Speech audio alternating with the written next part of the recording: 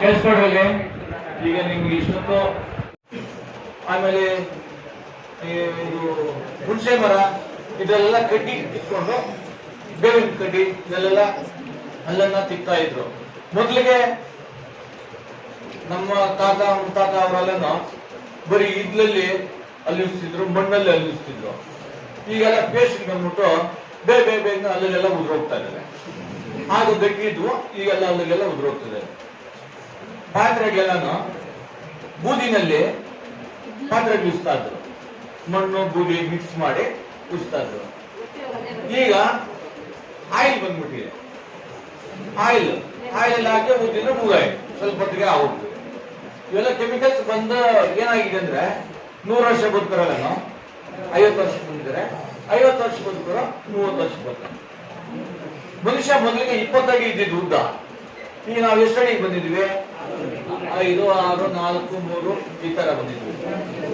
ಇನ್ನು ಬರ್ತಾ 20 ಅಡಿ ಮನುಷ್ಯ ನಾವು 5, 6 ಅಡಿ ಬಂದಿದ್ರೆ ಇನ್ನು ಬರ್ತಾ ಇನ್ನು ಕುಳ್ಳ ಆಗೋದು ಬರ್ತಾ ಹಾಗಾಗಿ ನೀವು ನಿಮ್ಮ ಸುತ್ತಮುತ್ತ ಮನೆಯ ಸುತ್ತಮುತ್ತ ಇರ್ತಕ್ಕಂಥ ಜಾಗದಲ್ಲಿ ಚಿಕ್ಕದಾಗಿ ಗಿಡಮೂಲಿಕೆಗಳನ್ನ ಅಳವಡಿಸಿಕೊಂಡ್ರೆ ತುಂಬಾ ಒಳ್ಳೇದು.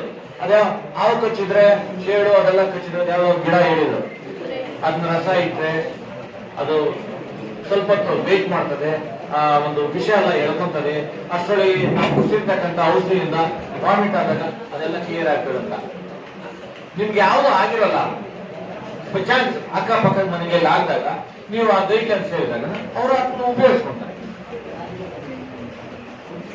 ಆಮೇಲೆ ನೀವು ಇನ್ನೊಂದು ಯಾವ್ದು ಹೇಳಿದ್ರು, ತಲೆನಲ್ಲಿ ಒಟ್ಟಿದೆ ಅದೆಲ್ಲ ಇದಾಗ್ತದೆ ಅಂತ. ಸ್ವಲ್ಪ ಜೊತೆಗೆ ನಿಂಬೆ ಹಣ್ಣು ಸ್ವಲ್ಪ ರಸ ಹಾಕೊಂಡ್ರೆ ಅದು ಕ್ಲಿಯರ್ ಆಗ್ತದೆ. ಇದೆಲ್ಲ ಕೇಳಿದೆ. ನಮಗೆ ವಿದ್ಯಾಭ್ಯಾಸ ಸರಿಯಾಗಿ ಅಂತ ಇಲ್ಲ, ಅದಕ್ಕೇನಾದ್ರೂ ಮಾಹಿತಿ ಕೊಡಿ ಅಂತ.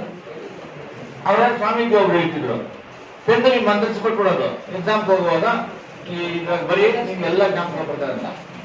ಕೆಲವೊಂದು ಇರ್ಬೋದು ಪೆನ್ನಲ್ಲಿ ಮಂತ್ರಿಸ್ಕೊಡ್ತಾ ಇದ್ರು, ಎಕ್ಸಾಮ್ ಹೋದಾಗ ಬರೀತಾ ಇದ್ರೆ ಎಲ್ಲ ಜ್ಞಾಪಕ ಬರ್ತಾ ಇರ್ತಾರೆ ಅಂತ. ಅದರನ್ನು ಇರ್ಬೋದು. ಹಾಗಾಗಿ ನಿಮ್ಗೆ ಈ ಮಂತ್ ಲಾಸ್ಟ್ ಸೀನಿಯರ್ಸ್ ಎಕ್ಸಾಮ್ ಇದೆ, ಆದಷ್ಟು ಅಲ್ಲಿ ಇಲ್ಲಿ ಹೋಗದೆ ಇರ್ತಕ್ಕಂಥ ಕ್ವಶನ್ಸ್ ಏನು ನೀವು ರೆಕಾರ್ಡ್ಸ್ ಮೇಂಟೈನ್ ಮಾಡಬೇಕು ಅದು ಮಾಡಿಕೊಂಡು ಸ್ವಲ್ಪ ಸಕ್ಸಸ್ ಆಗಬೇಕು. ನಿಮ್ಮನ್ನು ನೋಡಿ ಜೂನಿಯರ್ಸ್ ಅವರು